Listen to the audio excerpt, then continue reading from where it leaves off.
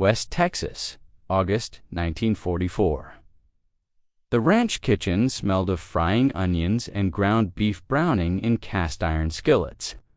12 German women shaped meatballs between their palms, singing softly in their native language, while 3 American cowboys sat at a wooden table, hats in their laps, waiting. No one had asked permission from Camp Hearne, 15 miles east. When Captain Morrison discovered what was happening, he would face a choice that exposed the fault line between regulations and humanity, a choice that would reveal more about war than any battlefield ever could. If you're enjoying these untold World War II stories, like and subscribe to Stay Connected. Share in the comments where you're watching from. We love hearing from our global history community.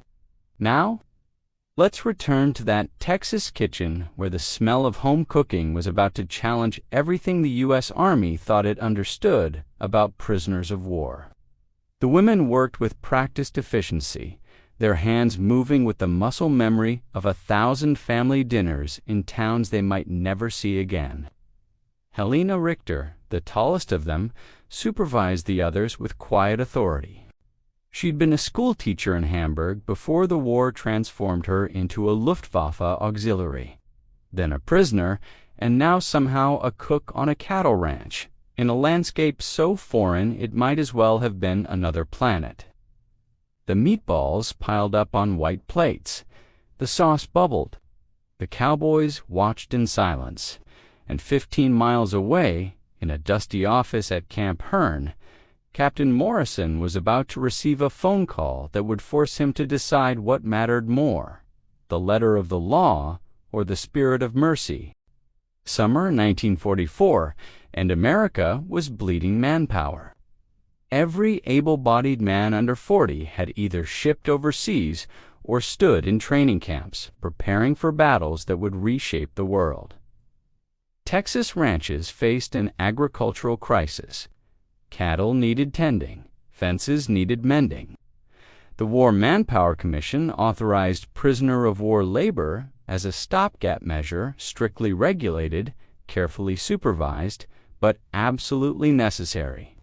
Camp Hearne, outside Abilene, housed 400 German prisoners. Most were Afrika Korps veterans captured in Tunisia, hardened soldiers who'd fought across North African sand. Then there were the 19 women Luftwaffe auxiliaries taken when communication stations fell across Italy. The men went out daily to surrounding farms. The women presented a different problem. Geneva Convention provisions about female prisoners existed in gray areas. Kitchen work, laundry service, light domestic tasks, those occupied uncertain territory. Robert Messer didn't concern himself much with regulations. At 63, he was running a ranch his father had established in 1891, and he needed help desperately. His son fought with the Marines in the Pacific. His ranch hands had been drafted or lured away by defense plants. He was down to 3 men, Charlie Dawson, 51, with a leg ruined by a horse accident, Miguel Torres, 47, supporting 6 children, and Tommy Reed, 17, too young for the draft but old enough to work cattle. When the War Manpower Commission representative visited in July, Messer listened with skepticism. German soldiers working his land felt wrong, but necessity overrides sentiment. The representative offered 12 prisoners, 7 men, 5 women. The women could handle cooking, cleaning, domestic work. Messer thought about his wife, dead 3 years, and the empty kitchen where he'd been burning beans. He thought about Tommy and Charlie and Miguel eating food that barely qualified as sustenance. "All right," he said, "send them." They arrived on a Tuesday morning in early August, transported in a covered truck with Sergeant Hayes riding shotgun. 12 prisoners stepped into the brutal Texas sunlight, blinking at the endless flat land. The Messer Ranch rose to stories of limestone and wood, with corrals and barns spread across 20,000 acres. A windmill creaked in the heat. Through Hayes's German, Messer explained the terms. 6 days a week, sunrise to sunset. Men on cattle, fences, equipment. Women handling housework, cleaning, laundry, garden duties, fair pay, fair treatment. Caused trouble, and they'd return to camp. Helena Richter stepped forward, tall, dark-haired, cautious but confident. I am Helena. I speak little English. I was teacher before war. Messer recognized capability. You'll lead the women. She nodded and translated. They settled into their quarters, men in the bunkhouse, women in the foreman's cottage. That evening, the ranch hands ate burnt beans and hard bread in the main house. Through the window, they saw lights glowing in the cottage. Hayes murmured, "Regulations say we can't ask prisoners to cook." Geneva rules. Messer knew, but kept glancing at those lights. Routine formed quickly. The men worked with Charlie and Miguel on cattle and fences. The women cleaned, laundered, tended the garden. Helena organized everything. Erica managing the kitchen supplies, Greta handling laundry, Anna the garden, Liesel the house. On the third day, while cleaning after breakfast, Helena watched Messer burn eggs. The bread was stale. The coffee was bitter. She said something in German to Erica, who giggled. Messer looked at them. Something funny. Helena hesitated. "You cook. Not good," Miguel laughed. "She's being diplomatic, boss." Helena made a rolling motion with her hands, pointed at ingredients, then at herself and Erica. "Let us cook." Messer looked at Hayes. "Can they do that? Regulations say prisoners can't be compelled to cook, but if they volunteer, it's a gray area." Helena spoke, Erica translated. She wanted to cook, said it was wasteful not to use the kitchen, that she could make good food if permitted. Messer studied the burnt eggs, then Helena's expression dignity mixed with practicality. "You want to cook?" "Yes, I want." "All right, but I'm paying you extra. You can stop any time." Helena smiled. "I cook good. You will see." That evening, she and Erica took over the kitchen, inventorying supplies and making a list with sketches. Messer bought everything in Abilene. The next dinner transformed the ranch onions, frying meat browning, a smell that drew the hands like starving men. Helena served beef stew, fresh bread, real coffee. Silence followed. Then Charlie. "Ma'am, this is the best meal I've had in 3 years. Tomorrow I make better," Helena said, and did. By week's end, the ranch hands praised her daily. Even the male prisoners ate her meals. On Sunday, she asked to make a traditional meal as thanks, German-style meatballs with potatoes and vegetables. All 5 women worked together, rolling meatballs with practiced hands. The smell filled the house. The men gathered quietly, listening as the women sang soft German folk songs. The meal was extraordinary. Tender meatballs, rich sauce, simple cake. Messer thanked her. She replied that cooking makes people human, even in war. Silence settled, broken only by Charlie. "Any woman who can cook like that is all right in my book." But the government did care. Word spread from a neighboring rancher, and by late September, Captain Morrison learned exactly what was happening. October 3rd, Morrison arrived without warning, driving up in a jeep with Hayes and 2 soldiers. The prisoners were working. Morrison was 42, career military, a man who believed regulations existed for good reasons. He'd served in North Africa, lost friends to German bullets. He had no sympathy for prisoners, though he treated them correctly. "Mr. Messer," he said, tone formal, "I've received reports that you're having prisoners cook for you. They volunteered. I'm paying them extra. It's above board. It's a gray area. The spirit of the convention discourages personal service relationships. It creates complications. What kind of complications? Morrison gestured toward the kitchen, where cooking smells drifted, emotional attachments, blurred lines. These are enemy nationals. They're prisoners of war who will eventually return to Germany. In the meantime, they're here, and they need work, and I need help. Seems practical. Morrison walked to the kitchen window, looked inside. The 5 women were working, singing softly. You've created a domesticity that's inappropriate. These women should be doing work that maintains proper prisoner-captor distance. They're just cooking. It's a service arrangement.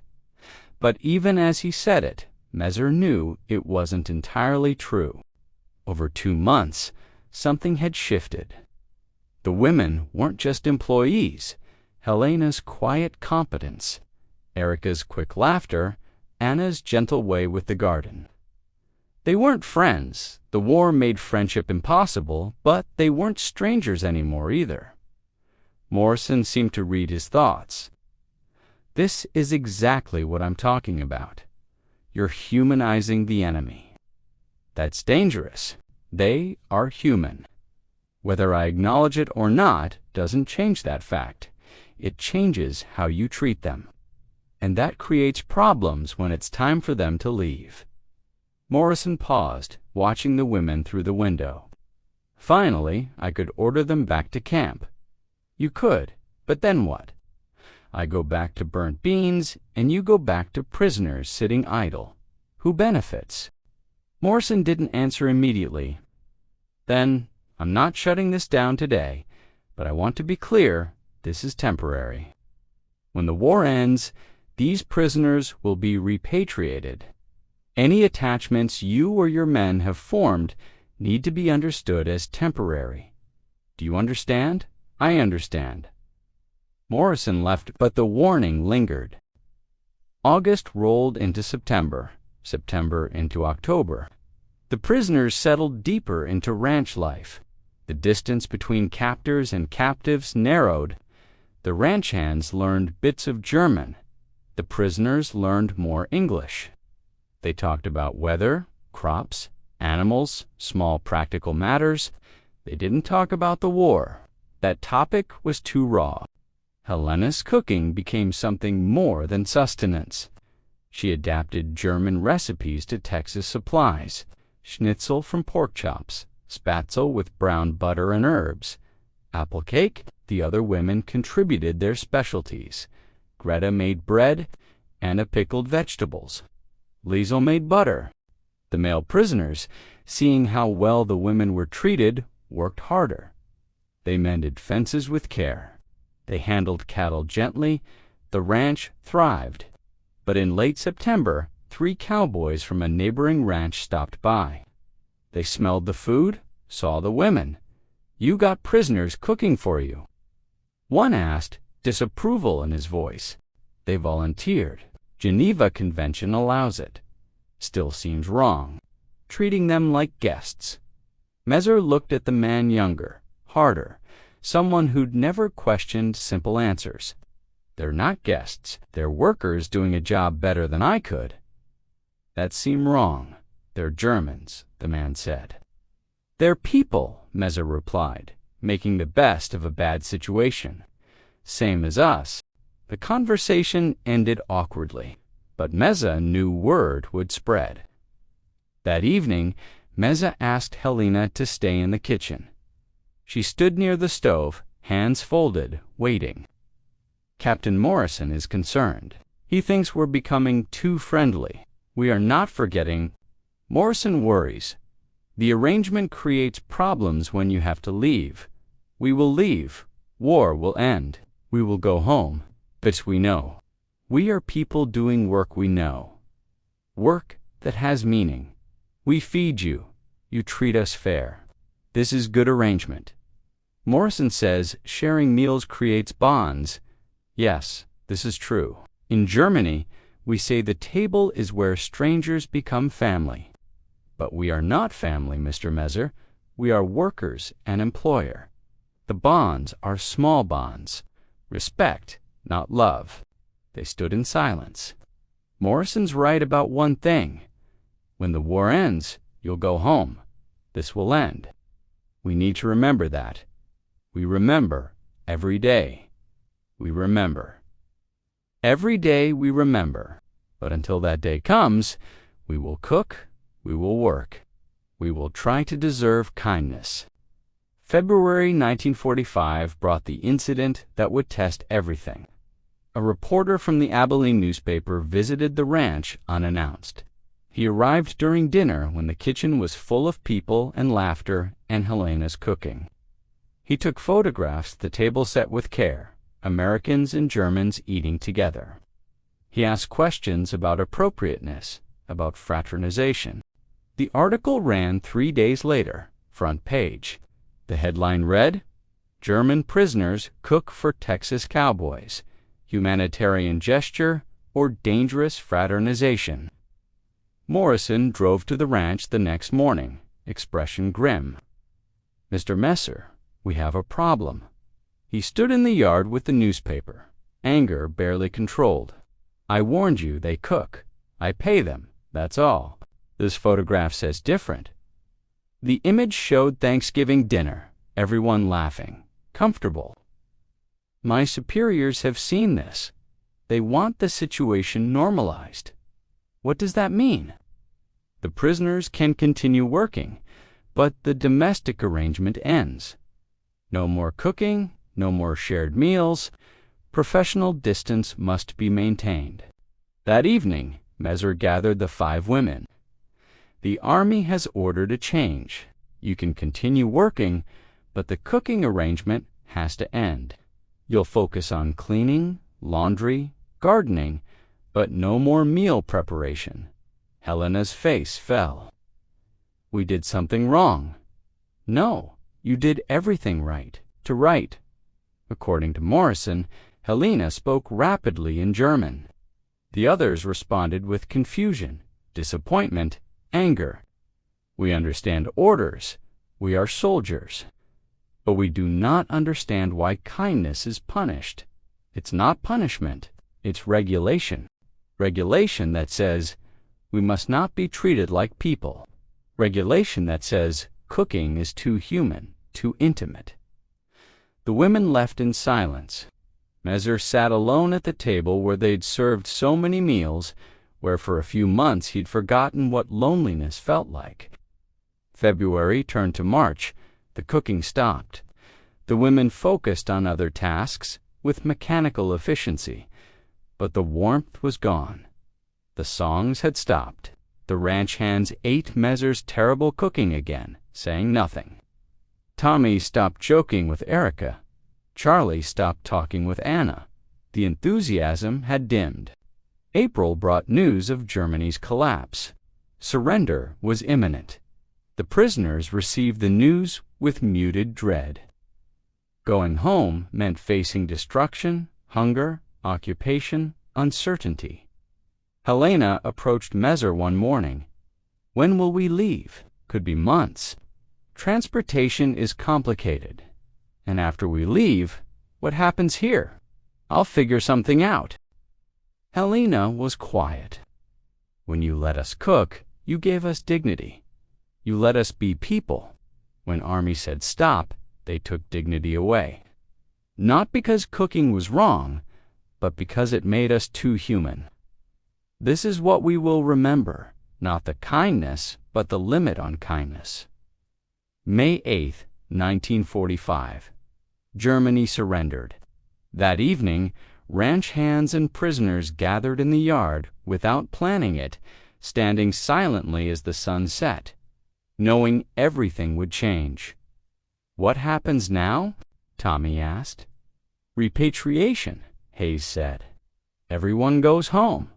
"Germany won't be home anymore," Helena murmured. "It will be ruins and hunger." "Here is more home than there will be." In July, orders arrived. All Camp Hearne prisoners were to be processed for return. On their final day, Messer handed each woman an envelope containing a reference letter, full wages, and a bonus. Helena set hers down, looking around the kitchen. I want to cook one more meal, not by order or pay, because I want to, please, Hayes nodded. War's over. That evening, all 5 women worked together one last time, preparing the same Sunday meal, meatballs with brown sauce, potatoes, vegetables. Everyone gathered at the table. When the food was served, Helena remained standing. We came as prisoners expecting cruelty or indifference, she said, but we found kindness, respect. Some say this was wrong, that we became too familiar. I disagree. We learned enemies are only people on different sides. Humanity survives when we choose it. Tears filled her eyes as she looked at Messer. You let us cook. A small thing, but it made us human again. We will remember this place. They ate slowly, savoring the moment. Afterward, the women washed the dishes one last time and returned to the cottage. At dawn, the transport truck arrived. Helena was last aboard. She paused at the tailgate as Messer approached and handed her a package, a German cookbook. So you don't forget, so you can teach your children, so something survives. Helena clutched the book, unable to speak. Finally, thank you for letting me be person instead of just prisoner. The truck pulled away. Messer stood in the yard, watching until dust swallowed it. Kitchen's going to be empty now, Tommy said. They walked back to the house, stood in the kitchen that smelled of meatballs and memories. Was Morrison right? Charlie asked. Did we get too close? They weren't enemies. They were people doing their best in impossible circumstances. Sometimes you choose between rules and what's right. I chose right. The prisoners were repatriated in September 1945. Helena returned to ruined Hamburg, teaching in a damaged church, using the cookbook. In a 1947 letter to Messer, she wrote that what they received at the ranch wasn't just food or kindness, but proof that humanity survives war, that even enemies can see each other's worth. She told her students about the Texas ranch, where German prisoners cooked for American cowboys, and everyone remembered they were people first. Messer kept the letter in his desk, rereading it when the house felt too empty. He never remarried or hired another cook. The kitchen stayed functional, but hollow without the 5 German women. In 2019, before the ranch was demolished, a preservationist found words carved into a hidden beam. Higher Cockton, were Undwaren mention here we cooked and were human. Now, in a small Abilene museum, it reminds visitors that humanity persists, that dignity can outweigh dehumanization, and that a shared meal can teach more about peace than treaties people choosing, even in wartime, to cook and be human.